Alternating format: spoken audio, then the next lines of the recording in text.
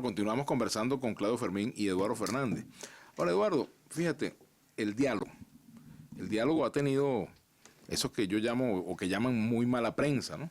Producto de los resultados, que los resultados no han sido satisfactorios y hemos estado quizás un poco empantanados en ese proceso que ya lleva bastante tiempo. Yo participé en la primera experiencia que fue en el año 2014 junto a Irán Gaviria y tu muy conocido Pedro Pablo Fernández, tu hijo Pedro Pablo. Sí, señor. Y bueno, y salimos más o menos con las tablas en la cabeza de ese proceso, ¿no? Sin embargo, el diálogo es una esperanza porque es la posibilidad de evitar una confrontación que muchos ven a la vuelta de la esquina. ¿Qué se debe hacer para que ese diálogo realmente en esta oportunidad, si se retoma, sea fructífero, no genere nuevas frustraciones y no sea un mecanismo, unos para ganar tiempo y otros para ganar el poder o por una vía, mira, digamos, lo primero que hay que decir no es que electoral? el diálogo reclama sinceridad. Si se va a una mesa de conversación es con sinceridad para tratar de buscar soluciones. El diálogo empezó muy mal, porque en primer lugar los partidos políticos no estuvieron representados por sus figuras más relevantes. Cuando se hizo el pacto de Punto Fijo, Rómulo Betancourt dio la cara, y Rafael Caldera dio la cara, y Jovito Villalba dieron la cara, y hicieron un pacto. Yo no sé cómo empezó este diálogo que no estaban los jefes de los partidos. Luego el gobierno va a dialogar, y el presidente de la República en cadena nacional de radio y televisión utiliza un lenguaje ofensivo, pero intolerable, insoportable para referirse a sus interlocutores. Oye, vale, vamos a dialogar, vamos a tratarnos con respeto. Y luego la agenda. ¿Cuáles son los temas que vamos a conversar? Y en la agenda, insisto, en el comienzo de nuestra conversación de hoy, lo primero que hay que hablar es cómo le resolvemos a los venezolanos, cómo resolvemos al país el problema del hambre, del desabastecimiento, de la inseguridad, los problemas que afectan la vida diaria de los venezolanos. Y buscar con sinceridad solución a esos problemas, no un forcejeo para ver cómo hago yo para mantenerme en el poder y cómo hago yo para sacarte a ti del poder. No, el problema es resolver los problemas de los ciudadanos venezolanos. Y hay un tema electoral. Yo todavía, por cierto, no entiendo por qué no se hicieron las elecciones que tenían que haberse hecho en diciembre del año pasado para renovar los gobernadores. Los gobernadores están sobregirados. Y los alcaldes, pues también hay que elegirlos en la oportunidad que la Constitución y la ley establece. ¿Y cómo se resuelve ese problema?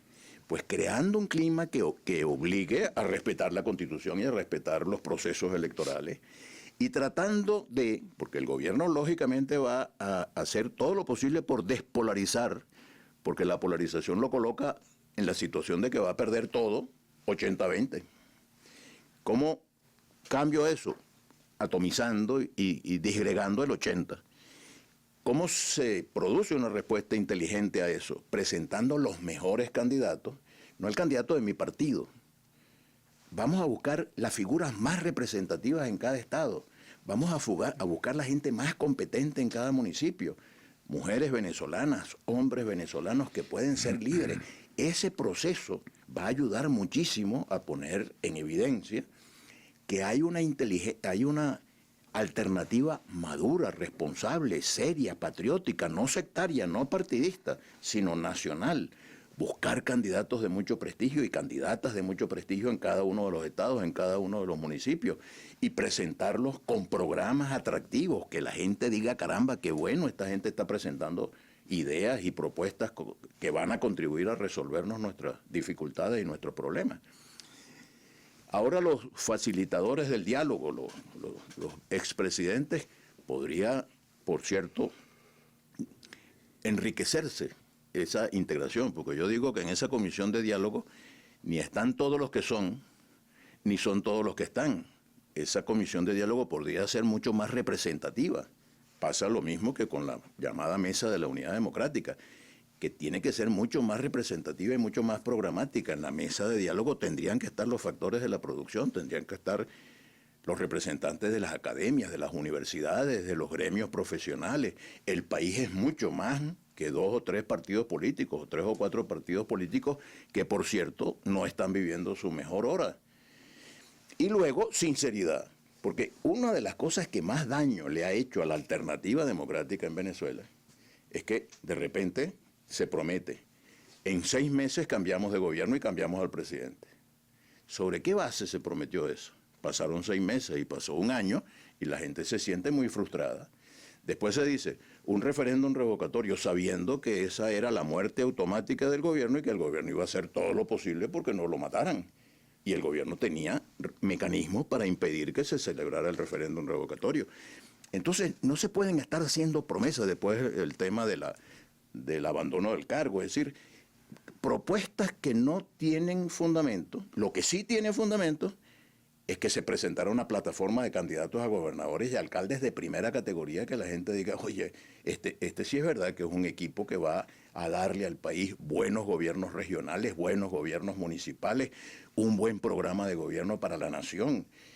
Y sobre todo, repito, el esfuerzo de tratar de lograr, en primer lugar, y el documento de los facilitadores lo plantea en primer lugar, los temas económicos y sociales. La gente está esperando que sus líderes se ocupen de mejorar mi calidad de vida. Yo estoy pasando mucho trabajo, los venezolanos estamos pasando mucho trabajo, la gente está sufriendo mucho y sus líderes tienen que demostrar que están al servicio de los ciudadanos, no al servicio solamente de cuántas gobernaciones voy a agarrar para mi partido y cuántas alcaldías voy a agarrar para mi partido, sino cuánto trabajo yo para que los venezolanos vivan mejor y para que tengamos menos colas y menos angustias y menos dificultades.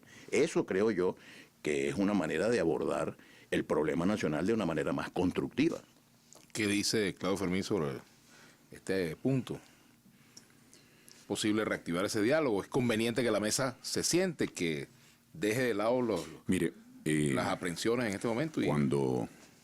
Cuando visitaron por vez primera como miembros de una comisión de mediación o de acompañamiento, todos esos eufemismos diplomáticos que se usan como para que no nos sintamos dolidos en nuestra soberanía, ¿no? Pero cuando por vez primera vinieron los presidentes Rodríguez Zapatero, Leonel Fernández y Torrijos, recuerdo que lo hicieron a finales del mes de julio del año pasado. Y yo tenía muy caliente todavía, muy tibio así en mi memoria, los festejos del 5 de julio de 1811.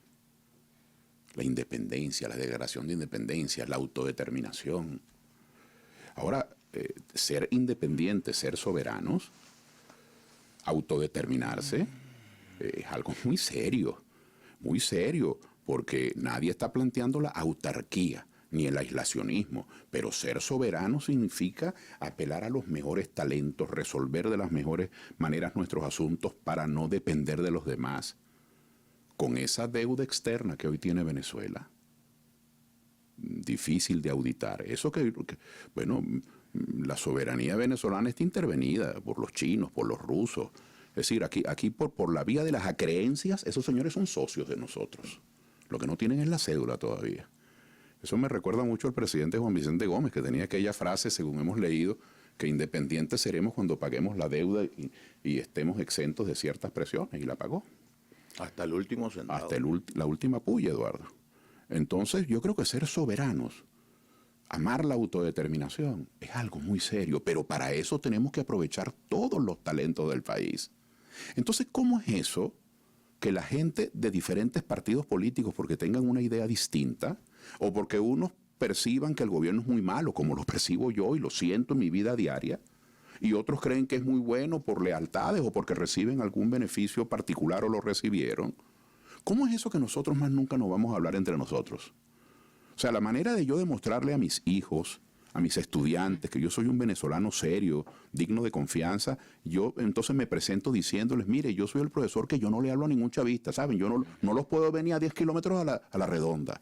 Y la manera de los chavistas presentarse a sus hijos es decir que no le habla a ninguno de nosotros que seamos de oposición.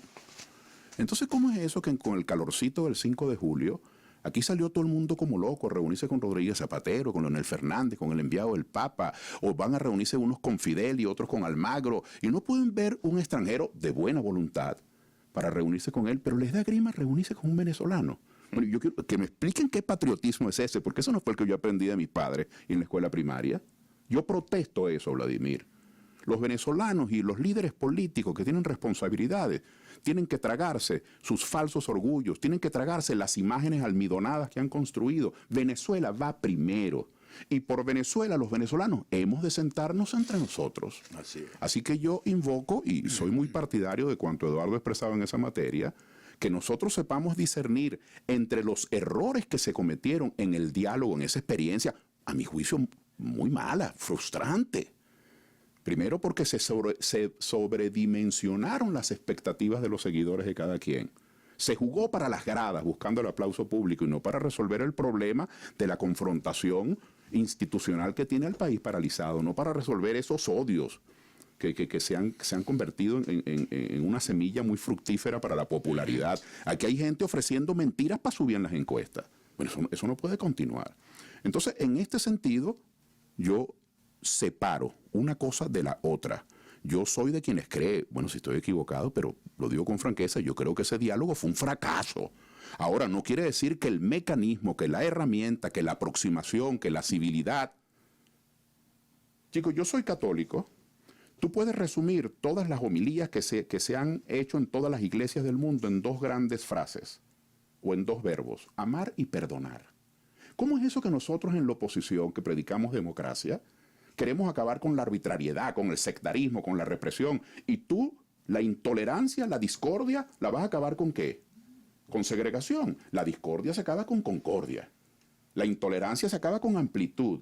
Yo sí proclamo, y ojalá que pudiéramos prenderle una vela a cada santo, para que los venezolanos no le vayamos a coger rabia al mecanismo del diálogo. Evaluemos a los actores del diálogo, evaluemos la agenda del diálogo, evaluemos los procedimientos que se usaron, pero ¿cómo vamos nosotros a declararnos enemigos de la convivencia nacional? Ahora, en concreto, Eso no debe puede sentarse ser. la oposición, debe ir. No, pero es que ese artículo determinado es muy engañoso.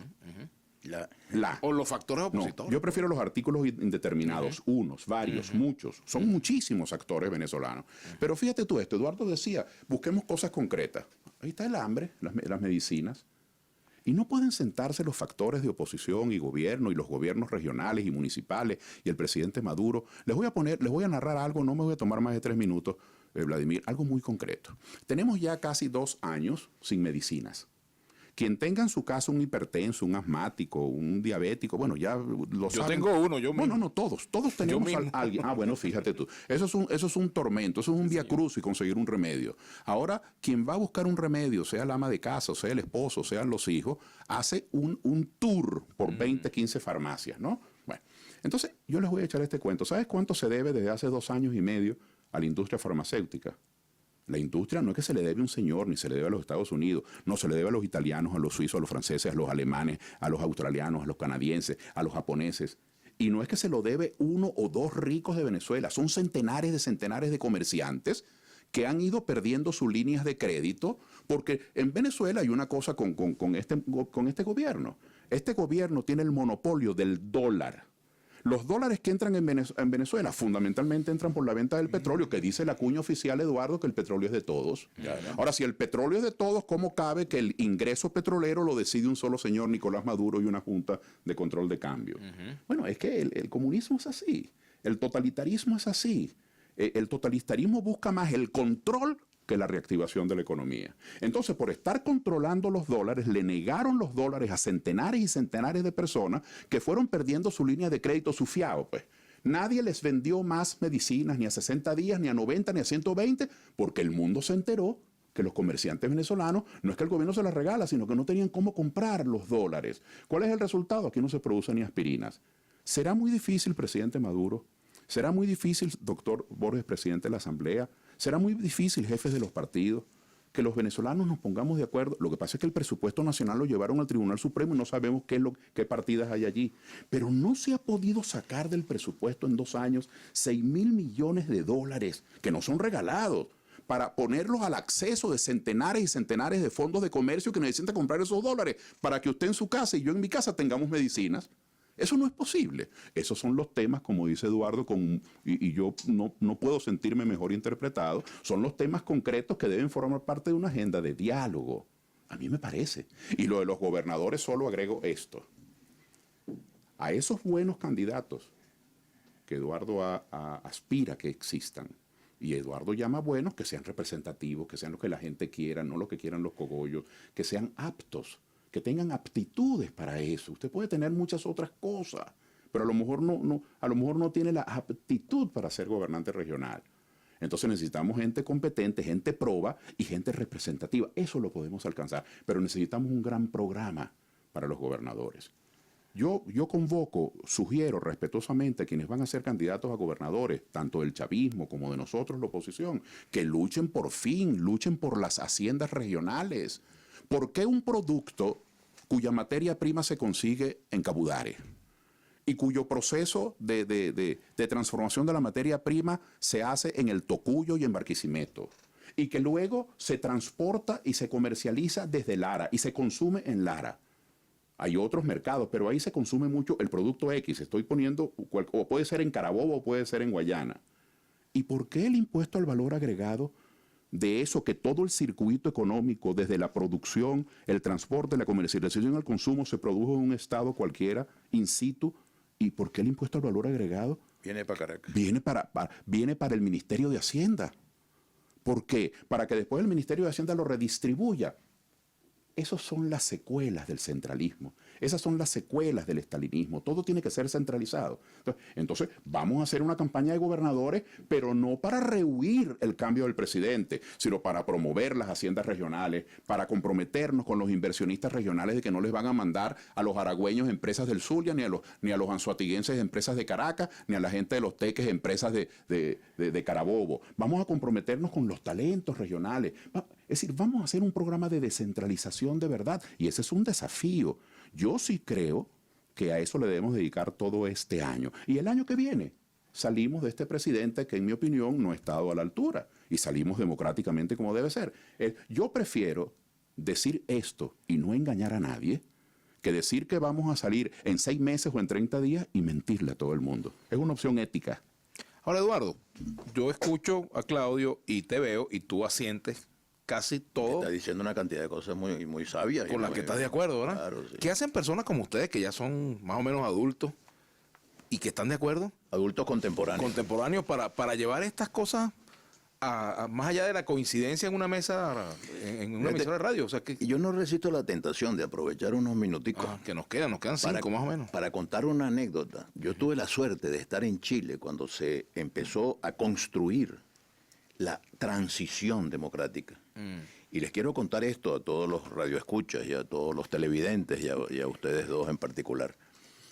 Hubo un debate terrible, porque la gran alianza que hubo en Chile para cambiar al gobierno dictatorial fue entre dos partidos. Uno, un partido socialista, que tenía como su líder a Ricardo Lagos, y otro, un partido demócrata cristiano, que tenía como su líder a Patricio Aylwin.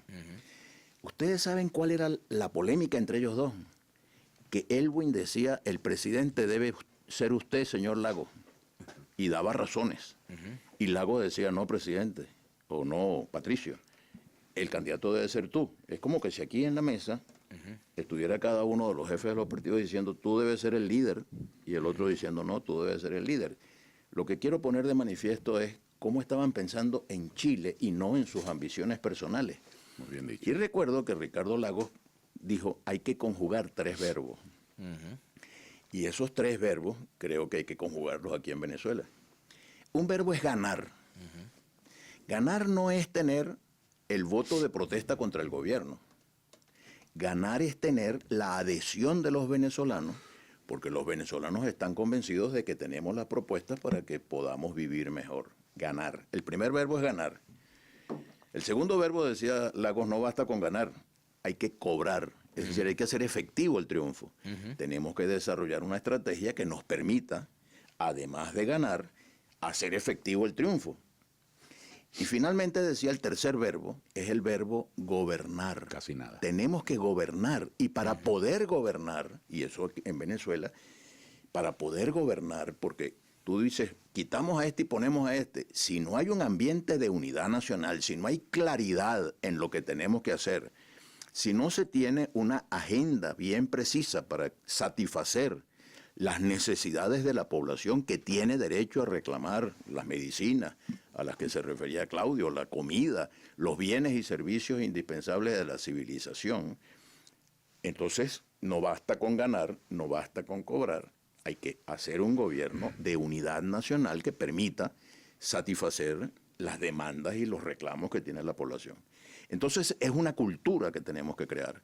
Yo creo que personas como Claudio Fermín, modestamente yo puedo también aportar algo, y el instituto que dirijo puede aportar algo, es contribuir a una cultura política diferente a la cultura de la confrontación, a una política económica distinta a la que nos ha llevado a este fracaso de inflación y de contracción económica. Lo que ocurre es que eso son cosas que se pueden lograr, pero no al cortísimo plazo. Venezuela tiene cosas importantes por hacer, pero también tiene cosas urgentes por hacer. Al cortísimo plazo es lo que dije en mi primera intervención.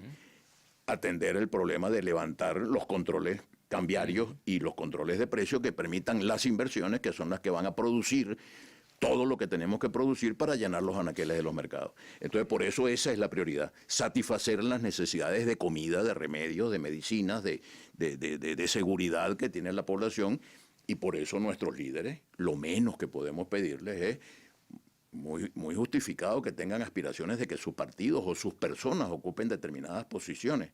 Pero hoy lo más urgente, lo más apremiante es que trabajemos porque los venezolanos podamos vivir mejor y que no tengamos que hacer esas colas humillantes para que nos regalen una miseria, sino que tengamos la posibilidad de escoger en los mercados, en los anaqueles de los mercados, los productos que queramos comprar y que haya una generación de empleo y de bienes y servicios. Uno se pregunta si se habrá acabado el tiempo de los políticos experimentados. Nos quedan 2 minutos, uno para cada uno. Mire, y para ir sacando conclusiones, pues nos quedan 2 minuticos, estrictamente. De verdad que ha sido un privilegio disponer de tanto tiempo y compartirlo con amigos entrañables y gracias por ese modelo de amplitud y de convivencia y de intercambio. Y no tengo que piropearlo públicamente, pero Eduardo sabe lo que lo admiro y lo respeto, así que para mí ha sido muy grato. Pero sí quisiera decir algo sobre eso de las cosas a corto plazo y a largo plazo, ¿no? Cuando tú expresaste que hay cosas que hay que dar respuestas ya. Mire, aquí hay que recordar a nuestros viejos, esa sabiduría popular, ¿no? Que del apuro no queda sino el cansancio, porque lo perfecto es enemigo de lo bueno. Esa sabiduría que parecieran ser en balde, pero allá en la tierra de mi madre, por allá en el Amparo, y mi padre por allá por Río Caribe, no está mal oír a los viejos, ¿no? La sabiduría popular. Esto del corto plazo y largo plazo puede ser un engaño retórico, porque la idea, Vladimir, siempre precede a la acción, a menos que usted quiera improvisar. Si usted hace las cosas bien hechas, las ideas preceden a la acción. En el principio era el verbo. En el principio era el verbo. Así dice el Génesis, ¿verdad? De tal manera que si nosotros los venezolanos queremos hacer las cosas, pienso en voz alta, bien hechas, tenemos que discutirlas, tenemos que reflexionarlas, tenemos que internalizarlas una y mil veces y tenemos que predicar. Hay que exponer lo que uno piensa, exteriorizar lo que uno siente. Pero eso es tiempo perdido. No, eso no es tiempo perdido. Porque si en nuestro país de veras se respetase el derecho a la vida, y si nosotros no hubiésemos compartido o seguido esa barbaridad de eliminar la educación religiosa en las escuelas públicas, ¿qué de malo hay de enseñarle a los niños que está prohibido matar y que está prohibido robar? ¿Qué de malo hay que enseñarle a los niños los valores? Cuando usted ve a un joven de 20 años, lo he dicho una y otra vez en son de protesta, un muchacho de 22 años que tenga 7 muertos encima, él sabe, él no tiene respeto, para él la vida no es un valor, no lo aprendió, y él sabe que va a morir igual. Y por estar actuando a corto plazo se hacen esos adefesios como la OLP, los operativos de liberación del pueblo, donde han entrado a diferentes barriadas populares, Eduardo, matando gente por cualquier cosa, sin fórmula de juicio. Bueno, ¿y quién aprobó la pena de muerte en Venezuela? Sin juicio. ¿Y quién dijo que los operarios de esa pena de muerte son los policías de la OLP? Entonces yo creo que eso del corto y del largo plazo, yo entiendo que hay medidas urgentes que hemos de tomar. Hay cosas que no aguantan más tiempo, pero no por ello hemos de improvisar. El país necesita que las próximas campañas a gobernadores, alcaldes, a presidente y que toda campaña política sea realmente precedida por una gran reflexión, por un debate, pero no por una catarata de insultos y de ofensas. Eso no es debatir. Debatir es otra cosa, debatir es presentar soluciones a las carencias y los problemas humanos. Así que eso del corto y largo plazo, no le tengamos miedo al largo plazo si el corto plazo lo empleamos en discutir, en debatir y en ponernos de acuerdo. Cerradito, Eduardo. Hace unos años yo le propuse a los venezolanos que hiciéramos de la educación la prioridad nacional. Es verdad. Y que nos comprometiéramos todos a que Venezuela tuviera una educación de primer mundo, desde el preescolar, desde la educación maternal, hasta la educación superior. El mundo del futuro no es el mundo de las materias primas, no es quién tiene más petróleo, sino quién tiene más y mejor educación. Y me hicieron una objeción, me dijeron, eso toma mucho tiempo. Sí. Si hubiéramos empezado entonces, si tuviéramos en Venezuela, si hubiéramos ganado la batalla de la ciencia, de la tecnología, de la educación, estoy seguro de la informática, estoy seguro que no habríamos caído en esta tragedia que está viviendo el país. Vamos a salir pronto, Dios mediante, de esta tragedia, pero ojalá nos acordemos de hacer de la educación la prioridad nacional, porque solo con más y mejor educación vamos a resolver el problema de la pobreza, de la desigualdad, de las injusticias que hay en el orden económico y social. Y yo también te quiero dar, Vladimir, las gracias por esta invitación, muy honrado de haber compartido con Claudio y contigo esta conversación. Venezuela tiene futuro, claro que tiene futuro. Tenemos el deber de mantener viva la esperanza y aportar cada uno, encender una lucecita para que entre todos podamos hacer un país mucho mejor del que tenemos. Quiero agradecerle a Claudio Fermín y a Eduardo Fernández por habernos acompañado en esta conversación sobre la situación nacional. De verdad, un placer tenerlos por aquí. Ojalá se repita pronto. Vamos a encargarnos de eso. Y bueno, a ustedes, queridos amigos, les agradecemos la sintonía. Les decimos antes de despedirnos que esta noche estaremos conversando en la entrevista con Denny Fernández, que es la segunda vicepresidenta de la Asamblea Nacional. Ella es secretaria general de Acción Democrática, seccional Cojedes. Bueno, Gran apellido tiene esa muchacha. sí, señor, vale. Sí, señor. Y no vino vestida de tigresa. Estoy seguro que va a ser un buen programa. Bueno, gracias a Eduardo y a Claudio. Y bueno, hemos trabajado para ustedes hasta este momento en los controles del señor Yonder Pincay. En la lectura de las informaciones, la voz sensual y ecológica Anita Grantio. En la producción, Mariela Torrico Armaza. En la jefatura de información, la Catira María Fernanda Zambrano.